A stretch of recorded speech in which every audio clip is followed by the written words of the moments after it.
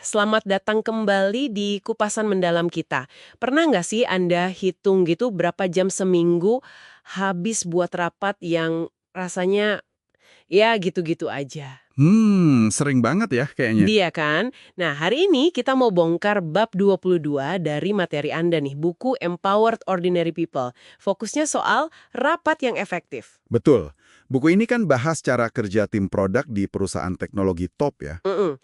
Jadi misi kita kali ini, kita mau coba saring nih, strategi dari bab ini biar Anda bisa mengubah rapat yang sering bikin capek itu jadi sesi yang beneran produktif, yang ada nilainya gitu. Oke, penting banget ini. Pernah kan ngerasa jadwal penuh rapat tapi kok hasilnya nihil? Nah, bab ini kayaknya punya jawaban. Semoga ya.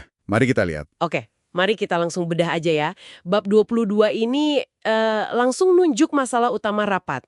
Sifatnya yang sinkron. Ya, sinkron maksudnya. Yaitu semua orang harus berhenti kerja di waktu yang sama, kumpul bareng.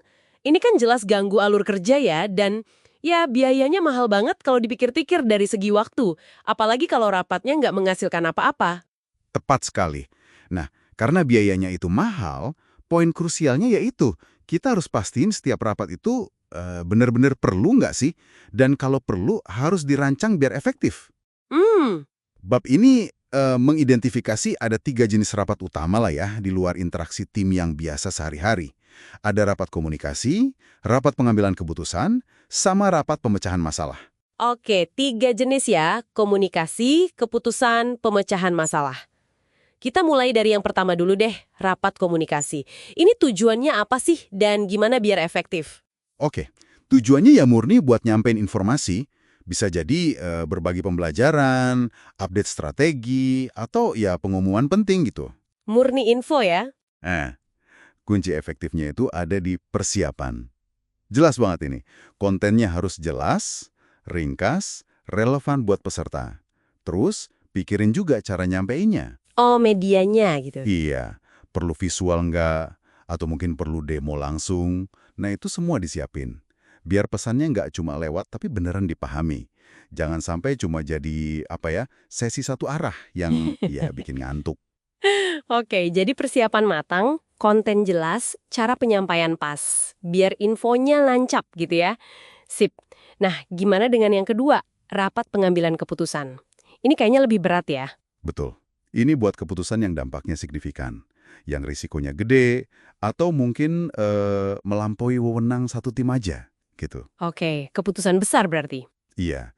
Nah, di sini nih, bab ini sangat menyarankan pakai narasi tertulis. Narasi tertulis, maksudnya gimana tuh? Dokumen gitu. Iya, dokumen. Bayangin kayak dokumen mungkin sekitar 6 halaman gitu ya, yang isinya tuh analisis lengkap masalahnya, data pendukungnya apa aja, opsi-opsi yang ada, plus minusnya, terus rekomendasinya apa. Wow, 6 halaman. Dan yang penting banget nih, pesertanya wajib baca dan analisis dokumen ini sebelum rapatnya mulai. Tunggu. Dokumen 6 halaman, dibaca sebelum rapat. Kayaknya effortnya gede banget ya buat persiapan. Apa iya sepadan? Kenapa nggak pakai agenda biasa aja terus diskusi langsung? Nah ini pertanyaan bagus. Justru investasi waktu di depan buat bikin dan baca narasi ini, itu malah menghemat waktu rapat dan ningkatin kualitas keputusan secara drastis nanti pas diskusi. Oh gitu, kok bisa? Karena narasi tertulis ini maksa si pembuat proposal buat mikir jernih, buat nyajin argumen yang basisnya data, bukan cuma sekedar, kayaknya gini deh. Oke. Terus buat peserta, ini memastikan semua orang tuh punya pemahaman yang sama dan mendalam sebelum masuk ruangan. Jadi nggak ada lagi tuh diskusi yang ngalor ngidul atau didominasi sama 1-2 orang yang paling vokal aja. Jadi biar semua siap tempur dengan info yang sama ya? Betul.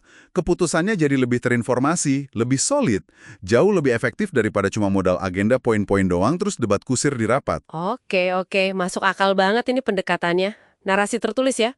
Menarik. Lalu jenis ketiga nih, rapat pemecahan masalah. Ini berarti buat situasi yang buntu gitu ya? Yang solusinya belum jelas. Persis. Ini buat kondisi pas Anda lagi hadapin masalah pelik, belum ada solusi jelas, tapi Anda yakin nih kalau ngumpulin beberapa pemikir terbaik di satu ruangan itu bisa menghasilkan terobosan. Brainstorming level lanjut gitu ya? Bisa dibilang gitu. Nah, persiapan di sini beda lagi fokusnya. Lebih ke gimana nyajiin konteks masalahnya secara detail, data relevan apa aja yang udah ada, mungkin udah ada beberapa hipotesis awal juga. Oke. Terus, penting juga antisipasi pertanyaan-pertanyaan sulit yang mungkin bakal muncul dari peserta. Tujuannya bukan sekedar curah pendapat acak ya, tapi lebih ke memfasilitasi penemuan solusi bareng-bareng. Oke, jadi jelas ya, persiapan itu jadi benang merahnya, tapi disesuaikan sama tujuan rapatnya. Nah, selain persiapan, ada lagi nggak yang ditekankan di bab ini? Gimana pas rapatnya atau setelahnya? Ada dua hal lagi yang penting. Pertama, peran fasilitasi yang aktif dari si penyelenggara rapat. Fasilitator ya, tugasnya. Tugasnya bukan cuma jadi polisi waktu ya, tapi lebih ke memandu diskusi biar tetap fokus ke tujuan. Entah itu tujuannya mencapai keputusan, atau dapat pemahaman bareng, atau nemuin solusi potensial. Harus aktif mengarahkan. Oke, fasilitasi aktif. Terus yang kedua? Yang kedua, tindak lanjut yang jelas. Ini sering kelupaan nih. Setelah rapat selesai, harus cepat dikomunikasikan hasilnya apa, keputusan apa yang diambil, sama langkah konkret selanjutnya apa aja. Komunikasikan ke semua pihak terkait. Oh iya bener. Biar nggak nguap gitu aja ya hasil rapatnya. Betul, tanpa tindak lanjut yang jelas, ya momentum sama hasil rapatnya bisa hilang percuma. Intinya berarti balik lagi ke prinsip awal. Hargai waktu semua orang, jangan adain rapat kalau nggak bener-bener perlu.